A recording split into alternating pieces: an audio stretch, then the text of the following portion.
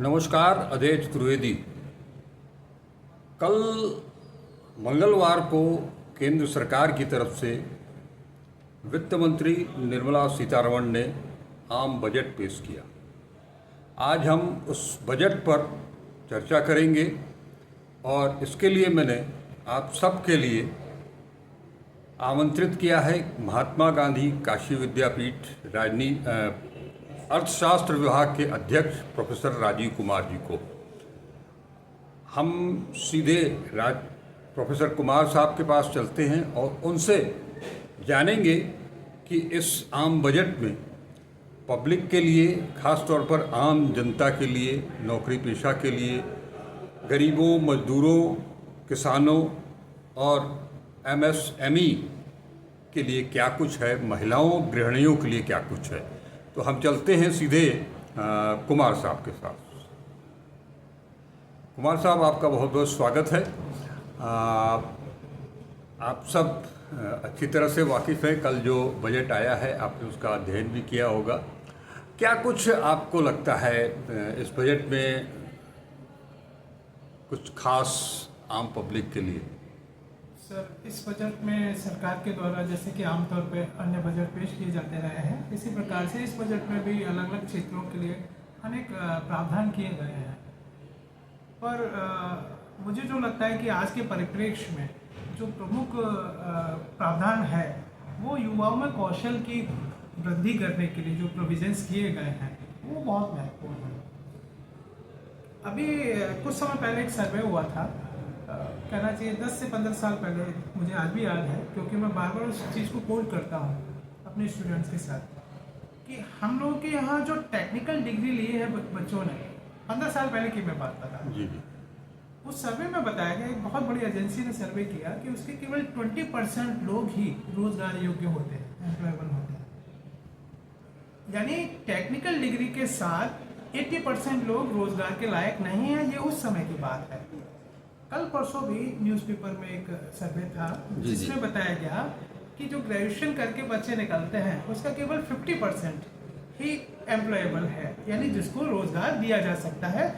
जो उद्योगों की या जो भी उत्पादन क्षेत्र है जिनकी जो डिमांड है, स्किल्स है, स्किल की डिमांड है, उसके अनुसार। इसका सीधा मतलब ये है कि हमारे यहाँ बच्चे पढ़ रहे हैं, लिटरेसी रेशियो बढ़ रही है, GER यानी सकल नामांकन अनुपात भी बढ़ रहा है, परंतु स्किल्स जिस तरह की इंडस्ट्रीज में अलग अलग उत्पादन क्षेत्रों में चाहिए वो अभी उनको नहीं मिल पा रही है। लेकिन सर, ये तो केंद्र सरकार की तरफ से पिछले 10 साल से एक कौशल विकास योजना भी चलाई जा रही है, उसके बावजूद स्किल डेवलपमेंट नहीं हो पा रहा है। सर, अगर टू बी वेरी कैंडिड, अगर स्पष्ट रूप से इसको बोला जाए तो सरकार स्किल डेवलपमेंट योजना या स्किल्स को बढ़ाने के लिए कई सारे योजनाएं चला रही है, परंतु फिर भी कहीं ना कहीं रोजगार की कमी अभी देखने में आई है जी। तो उस दृष्टिकोण से अगर देखा जाए तो मुझे लगता है एक तरह का दबाव भी रहा होगा कि ऐसा नहीं मैं कहना की कोशिश कर रहा हूँ कि वो ठोस काम नहीं हुआ, उसका भी प्रभाव हुआ है, लोगों की स्किल्स बढ़ी है, लेकिन उसमें और तेजी लाने के लिए इस तरह के प्रोग्राम्स पर ज़्यादा फोकस किया गया है। अब देखिए, आज जॉब भी ज़्यादा निकल रही है पहले की तुलना में, कुछ समय से आपने देखा होगा।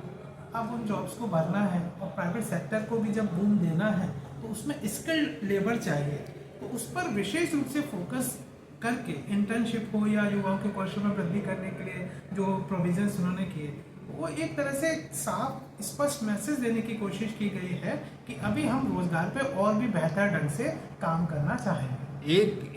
आपने अभी रोजगार की जो बात की तो उसमें एक चीज़ तो इन्होंने कांग्रेस के मैनिफेस्टो से भी लिया है, जो पहली नौकरी पक्की उनकी थी, उसको मॉडिफाई करते हुए, उसमें कुछ रद्दोबदल करते हुए, लेकिन बेस उसका वही है। सामान्यतः सर, देश काफ़ी समय से चल रहा है, आज़ाद हुआ 1947 से, योजनाएं लगातार आती रही हैं, समय के अनुसार बदलती रही हैं और नाम भी बदलते रहे हैं, लेकिन उनका जो उद्देश्य है, ऑब्जेक्टिव है, वो तो एक ही है, चाहे स्किल बढ़ाना हो, चाहे रोजगार बढ़ाना हो या जनता को ज़्यादा से ज़्यादा सुविधाएं देनी हो। तो ये सारी स्थितियाँ जैसे पहले था, अभी समय के अनुसार उसमें थोड़ा सा और बदलाव करके उसको मॉडिफाई करके आगे बढ़ाया जा जा नहीं, रहा खैर अच्छा है वो योजना कहीं से आए, देश के हित में अगर कोई चीज़ है तो उसको एक्सेप्ट करने में, उसको लागू करने में कोई हर्ज भी नहीं है। सर, आपने रोजगार का मुद्दा उठाया और स्किल का मुद्दा उठाया। आम नौकरी पेशा लोगों के लिए कुछ इस बजट में है क्या? सर, आशा तो ज़्यादा की थी, लेकिन फिर भी आशा कई साल से की जा रही थी सरकार की कि जो पुराना टैक्स रेजिम हो या नया टैक्स रेजिम हो, दोनों में ही कुछ चेंजेस किए जाएंगे। इस बजट में कुछ मात्रा में इसमें परिवर्तन किया गया है। जैसे सबसे बड़ी बात कि जो स्टैंडर्ड डिडक्शन होता था इनकम टैक्स पेयर्स के लिए 50,000 था, उसको बढ़ा करके 75,000 किया गया है। कुछ बचत इस मामले में होगी, महंगाई को देखते हुए या अन्य खर्चों को देखते हुए थोड़ा राहत तो मिलेगी। दूसरी बात, नए टैक्स रेजिम में भी जो चेंजेस किए गए हैं, तो स्लैब में थोड़ा सा चेंज किया है, उसका भी कुछ प्रभाव होगा। जैसे कि हम लोग देख रहे पढ़ रहे हैं कि लगभग 17,500 रुपये की बचत होने की संभावना है। तो ठीक है, बचत तो कहीं ना कहीं मायने रखती है, परंतु उस प्रपोर्शन में जिस तरह की उम्मीद की गई थी, जैसा माना जा रहा था, ऐसे रुझान भी थे, डिस्कशन लोगों से होता है कि लगभग 5 लाख के आय को कर मुक्त कर दिया जाएगा। वो उस तरह की चीज़ यहाँ नहीं आई। तो राहत तो मिली है, लेकिन बहुत थोड़ी राहत है आज के वर्तमान परिप्रेक्ष्य में। वो बहुत जो जिस स्तर पर महंगाई है उससे अगर तुलना की जाए तो वो एक तरह से कहें कि ऊँट के मुंह में जीरा जीरा की तरह है। हमने जब महंगाई का जिक्र किया है तो महंगाई को पर नियंत्रण करने का कोई प्रयास दिखाई दे रहा है?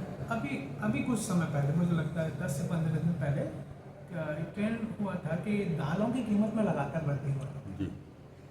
ऐसा नहीं कि यही सरकार, कोई भी सरकार होगी, जब भी कुछ मामलों में जब महंगाई बढ़ती है, कुछ प्रोडक्ट्स में महंगाई बढ़ती है, कीमतें लगातार बढ़ती हैं।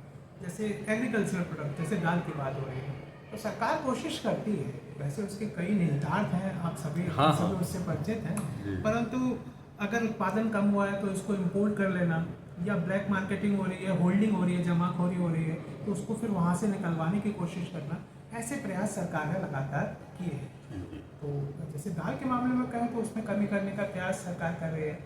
कहीं ना कहीं गैस सिलेंडर और पेट्रोल की कीमतों में भी कुछ समय पहले कमी की गई थी। हाँ, उस प्रोपोर्शन में नहीं हो पा रही है जितना कि अंतर्राष्ट्रीय स्तर पर इसकी कीमतें रही हैं। जी, इसमें जो कमी हो रही है।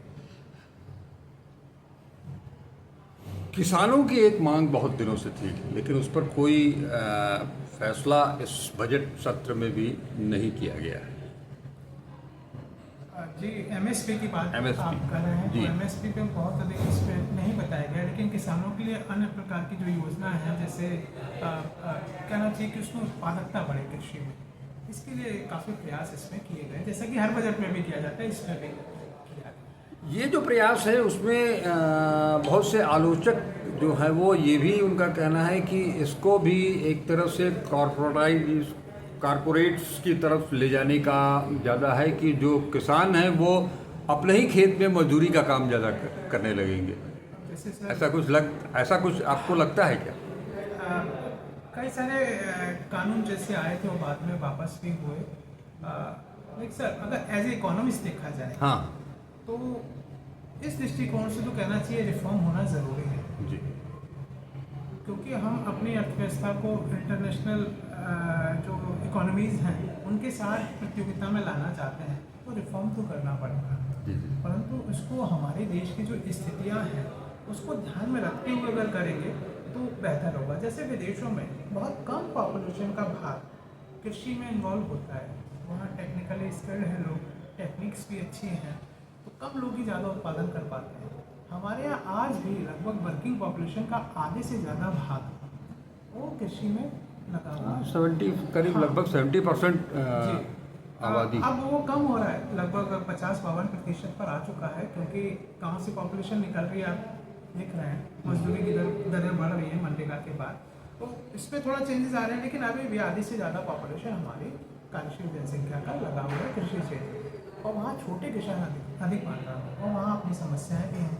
कृषि मानसून पर निर्भर करती है अधिकतर, ठीक है, सिंचाई के साधन बड़े हैं, परंतु आज भी बहुत हद तक मानसून पर निर्भर करती है, तो इसके कारण छोटे किसानों को विशेष रूप से नुकसान होता है। तो अगर इस पे ज़्यादा फोकस किया जाता, ध्यान दिया जाता और एमएसपी पे भी दिया जाता है, तो वो बेहतर। एमएसपी का भी है, कुछ चीज़ें जैसे कि कृषि उपकरण जो हैं वो है, खाद बीज है, उनका कीटनाशक दवाएं हैं, इन सब में भी अगर कुछ रियायत होती या कोई सब्सिडी की बात होती, ऐसा कुछ बजट में दिखाई नहीं दे रहा है। सरकार सभी तरफ कोशिश करती है, जैसे कृषि के लिए भी और उद्योगों के लिए भी, हर क्षेत्र पर या सामाजिक क्षेत्र पर भी। तो इस क्रम में ये सही है कि इस पर भी होना चाहिए, लेकिन कुछ सीमाएं भी अपनी होती हैं सरकार की। तो वैसे हर बजट में मैंने जो देखा कि इस पर काम सरकार करती है, कृषि क्षेत्र को ज़्यादा से ज़्यादा सुविधाएँ दिलाने के लिए काम करती है। गाँव में सड़कों की संख्या लगातार बढ़ रही है, गांव से जो माइग्रेशन हो रहा है वो भी अधिक मात्रा में हो रहा है, तो शहरी क्षेत्रों में भी ज़्यादा सुविधाएं देने का काम, इवन कि गांव में भी ज़्यादा से ज़्यादा लोगों को सुविधाएं मिले, इसके लिए सरकार कोशिश करती है। तो जी। ये लगातार चल रहा है। नहीं, ये चीज़ें तो हैं, लेकिन इसके साथ एक चीज़ और भी है, एक जो उससे जुड़ा हुआ सवाल ही है कि सरकार ने, कोई भी सरकार हो, उसके सामने देश की बहुत सारी चुनौतियां भी होती हैं, और ख़ास तौर पर जब कोई अल्पमत की सरकार हो तो उसको अपने आप को बनाए रखने के लिए भी बहुत कुछ करना पड़ता है, जिसके लिहाज से इस बार भी दो राज्यों को सबसे ज़्यादा प्रमुखता दी गई है, और ख़ास तौर पर आंध्र प्रदेश और बिहार को। वो उसके पीछे की क्या सोच रही होगी वो भी किसी से छुपी नहीं है। लेकिन बाकी जो राज्य हैं, जैसे उत्तर प्रदेश है, अभी जो 4 राज्यों में इलेक्शन भी होने हैं, उनके लिए भी बहुत कुछ ज़्यादा नहीं, कुछ भी नहीं दिखाई दे रहा है। ख़ास तौर पर बात करें उत्तर प्रदेश, महाराष्ट्र, हरियाणा, झारखंड, इन राज्यों को कुछ खास पैकेज या कुछ भी आपको ऐसा लगता है कि कुछ है इनके लिए बजट पे कोई जुगाड़? जैसे सरकार का भी कहना है, इस बात में उन्होंने सवाल का जवाब दिया, हर बार भी रहता है कि राज्यों के लिए व्यवस्था की जाती है, इस प्रकार से आगे बढ़ाना है। ये ज़रूर है कि इस पर 2 राज्यों को जब ज़्यादा फोकस आवंटन किया गया है, जी, फोकस किया है, तो उसके राजनीतिक निहितार्थ भी हो सकते हैं। तो इस कारण से ऐसा लग रहा है कि बाकी राज्यों पर कम ध्यान दिया गया है, और क्योंकि लोग उसको राजनीति से ही जोड़ के देख रहे हैं, हाँ। तो इस दृष्टिकोण से भी बाकी नहीं, निश्चित तौर पर खास तौर पर अगर हम आंध्र प्रदेश की बात करें तो आंध्र प्रदेश में जो डिमांड चंद्रबाबू नायडू ने की, वो अपने स्टेट के डेवलपमेंट के लिए की, और वो बहुत दिनों से वहाँ की पब्लिक की डिमांड भी चल रही थी। इसी तरह से बिहार में जो विकास के लिए जो धन आवंटित किया गया है वो भी ज़रूरी चीज़ था, लेकिन ऐसा लगता नहीं है कि अगर इसमें इन दोनों को आपने दिया, बहुत अच्छा किया, प्लस उसके साथ कुछ अगर बराबर बराबर कुछ बाकी राज्यों को भी, जो जहाँ स्थिति ज़्यादा ख़राब है, हम उत्तर प्रदेश की ही बात करें, उत्तर प्रदेश में इन्वेस्टमेंट भी बहुत उतना नहीं है, बेकारी भी यहाँ ज़्यादा है, शिक्षा को लेकर के भी है, तो इन चीज़ों को लेकर के भी थोड़ा बहुत आपको नहीं लगता है कि कुछ और करने की ज़रूरत थी? बिल्कुल सर, ये मैं फिर कहना चाहूँगा कि 2 राज्यों को विशेष प्रावधान किए गए, ये अच्छी बात है, हर राज्य के लिए ऐसा किया जाना चाहिए, परंतु बजट की अपनी सीमाएं होती हैं। एक ही बार में सारे राज्यों को आप ऐसा नहीं कर सकते, लिमिटेड पैसा होगा, उसका आवंटन किया जाएगा, तो किस क्षेत्र को, किस राज्य को कितना किया जाएगा, हो सकता है प्राथमिकताओं के आधार पर सरकार करे, और प्राथमिकता का ही आधार पर निर्धारित होती है। जैसा अभी आप कह रहे थे, वो उस प्रक्रिया में भी हो सकता है कि इसको 2 राज्यों को विशेष आवंटन किया है। इसमें कोई बुराई तो नहीं है, परंतु हाँ, डिस्ट्रीब्यूटिव तरीके से अगर देखा जाए सभी को, तो बाकी राज्यों को भी अधिक सहायता उनकी प्राथमिकताओं या उनकी आवश्यकताओं के आधार पर मुझे लगता है भविष्य में किया जाएगा। जी जी जी। एक चीज़ और आपसे जानना चाहेंगे कि लगातार एजुकेशन में, हेल्थ में, अब तो रक्षा बजट में भी कटौती होने लगी है। ख़ास तौर पर एजुकेशन और हेल्थ को इम्प्रूव करने की ज़रूरत है भारत जैसे देश के लिए, क्योंकि अभी भी इलिटरेसी बहुत ज़्यादा है। और हेल्थ की अगर बात करेंगे तो जो स्थिति सरकारी अस्पतालों की है वो सबके सामने है। उन वहाँ भी बहुत सारी सहूलतें देने की ज़रूरत है। डॉक्टर्स की कमी है, पैरामेडिकल स्टाफ्स की कमी है, नर्सेस की कमी है। इसमें भी कुछ और बेहतरी की उम्मीद बनती थी या जो उन्होंने किया है वो पर्याप्त है? सर, इकोनॉमिक्स में हम लोग पढ़ते हैं कि डेवलपमेंट करना है, दो चीज़ें बहुत ज़रूरी हैं। एक है ग्रोथ और दूसरा है चेंज। ग्रोथ सड़कें आपने बनवा दी, बैंक खुलवा दिए और भी इस तरह के इंफ्रास्ट्रक्चर डेवलपमेंट को आसान है करना, पैसे का वाड़ करना, लेकिन चेंज लाना, लोगों की सोच में चेंज लाना, समाज में परिवर्तन लाना बहुत कठिन काम है और एक लॉन्ग टर्म प्रोसेस है। इसको करने के लिए या इस पे अगर फोकस करना है तो ये इसके लिए हेल्थ और एजुकेशन पर ज़्यादा पैसा खर्च करना। पैसा खर्च करने का मतलब आवश्यकता के अनुसार खर्च करना, जैसे कि हमारे देश की मांग भी है, बहुत महत्वपूर्ण है। क्योंकि शॉर्ट टर्म में ये फ़ायदा तो कम देगा, लॉन्ग टर्म में बहुत फ़ायदा। जी जी जी जी। तो आप जानते होंगे, मैं शिक्षा क्षेत्र में हूँ इसलिए मैं ऐसा बात कर पा रहा हूँ कि कोठारी कमीशन एक बना था। हाँ, एजुकेशन के संबंध में उसने रिकमेंडेशन दी थी कि जीडीपी का लगभग 6% आप खर्च करिए। आज तक ऐसा नहीं हो पाया। आज भी हम लगभग 3% के आसपास हैं। तो इतना कम मात्रा में अगर किया जाएगा तो मुझे ऐसा कहना चाहिए कि अगर अधिक मात्रा में किया जाए, या जो 6% की बात कही गई थी उतनी मात्रा में किया जाए तो बहुत बेहतर आज की तुलना में हो सकती है। क्योंकि इसकी डिमांड लगातार बढ़ रही है। पॉपुलेशन हमारे यहाँ है, बच्चों की संख्या अभी भी ज़्यादा है, तो उनको अगर अच्छी शिक्षा देनी है, उनको बाहर ना जाना पड़े, बाहर फोकस ना करना पड़े, या प्राइवेट सेक्टर में हर कोई व्यक्ति बच्चे को अपनी नहीं पढ़ा सकता, फीस बहुत ज़्यादा है। तो सरकारी क्षेत्र में अगर इस तरह की सुविधाएं देनी है शिक्षा और स्वास्थ्य में, तो अधिक खर्च करने की ज़रूरत है। ठीक सर, चलते चलते एक आखिरी सवाल मैं आपसे करना चाहूँगा। प्रधानमंत्री जी का सपना है, उनका टारगेट है 2047 तक देश को विकसित राष्ट्र बनाना। उन्होंने बजट के पहले भी कहा था और बजट के बाद भी कहा है कि ये जो बजट आया है ये उस मंजिल की पहली कड़ी है। इसकी शुरुआत हम यहाँ से करने जा रहे हैं। आपको क्या लगता है? सरकार जो इस बार बजट को लेकर चली है, जो थीम है वो विकसित भारत की है। जैसा आपने कहा कि 2047 तक विकसित भारत हमें बनाना है। टारगेट है, अच्छा है, सही डायरेक्शन में काम भी होगा, ऐसा नहीं। ये ज़रूर है कि कुछ क्षेत्र अभी विकसित हो गए हैं, हो रहे हैं, तेज़ी से हो रहे हैं। परिवर्तन की गति अलग अलग है अलग अलग क्षेत्रों में। तो जहाँ गति कम है वहाँ पर और भी ज़्यादा फोकस किया जाएगा। तो हम विकसित भारत का जो लक्ष्य है 2047 तक, उसको प्राप्त कर सकते हैं। छोटा सा उदाहरण देना चाहूँगा कि हम लोग पॉपुलेशन पॉलिसी, जनसंख्या नीति को पढ़ते हैं। हम देखते हैं कि हमने टारगेट बनाया हुआ था कि 2030 तक हम पहले नंबर पे आ जाएंगे। इससे पहले ही आ गए, ये अलग बात है, लेकिन फिर भी आज भी जनसंख्या बढ़ रही है। पर फिर भी जनसंख्या नीति के जितने भी उद्देश्य रहे हैं लगभग उनको हमने प्राप्त कर लिया है। आज total fertility rate replacement index से कम हो चुकी है। इसी तरह से अलग अलग सेक्टर पर जब हम फोकस करेंगे, जैसे बजट उसके एक बड़ा माध्यम हो सकता है, तो प्राथमिकताओं के आधार पर, आवश्यकताओं के आधार पर फोकस करेंगे, हम निश्चित ही 2047 या उससे पहले भी हम लोग विकसित भारत की तरफ या उस लक्ष्य को प्राप्त कर पाने में सफल हो सकते हैं। परंतु उसमें सबसे बड़ा जो रोल है, जैसे हम बात अभी कर रहे हैं, शिक्षा और स्वास्थ्य, अगर इस पर ज़्यादा फोकस किया जाए तो बेहतर तरीके से जल्दी हम वहाँ तक उस लक्ष्य की प्राप्ति कर सकते हैं। क्योंकि अभी तक जो हम एक एक्सपीरियंस रहा देखने में आया है कि जो विकसित देश हैं आज विकसित बने हैं इसी माध्यम से हुए। इंफ्रास्ट्रक्चर ठीक है, बनना चाहिए, बाकी सुविधाएं होनी चाहिए, परंतु विकसित देशों का एक्सपीरियंस देखें तो उन्होंने शिक्षा और स्वास्थ्य पर बहुत अधिक इन्वेस्टमेंट किया है।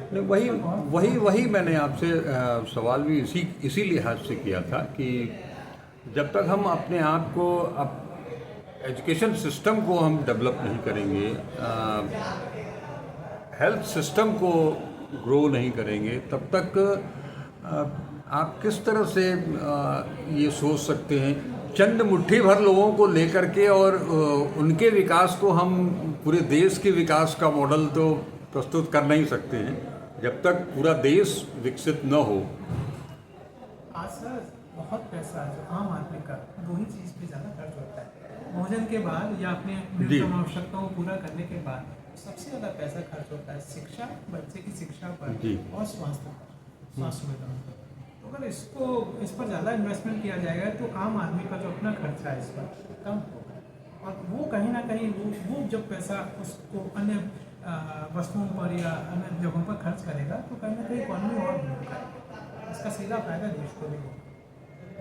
ठीक सर, आपसे मिलकर के बहुत अच्छा लगा। आपने बजट के ऊपर बहुत अच्छी जानकारी हमारे दर्शकों के लिए दी।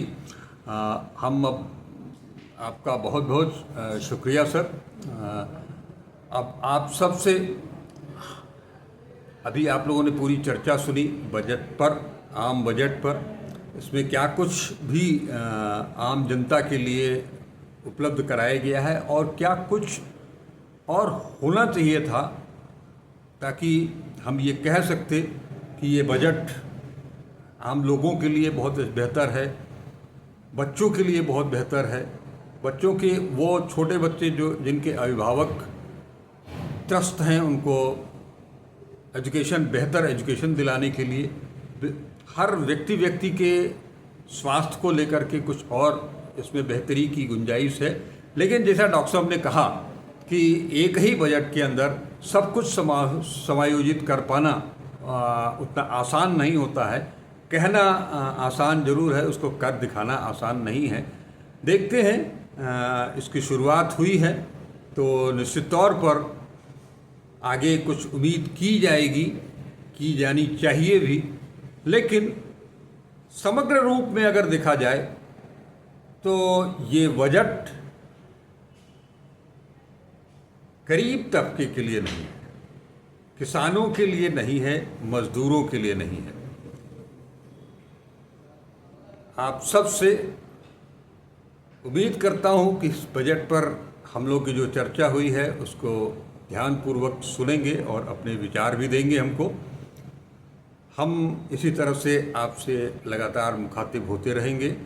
आप हमारे साथ बने रहें, वीडियो को लाइक करें, ज़्यादा से ज़्यादा शेयर करें, और अब तक अगर @अजय चतुर्वेदी 842 यूट्यूब चैनल को सब्सक्राइब नहीं किया है तो उसे सब्सक्राइब भी करेंगे। नमस्कार, अजय चतुर्वेदी।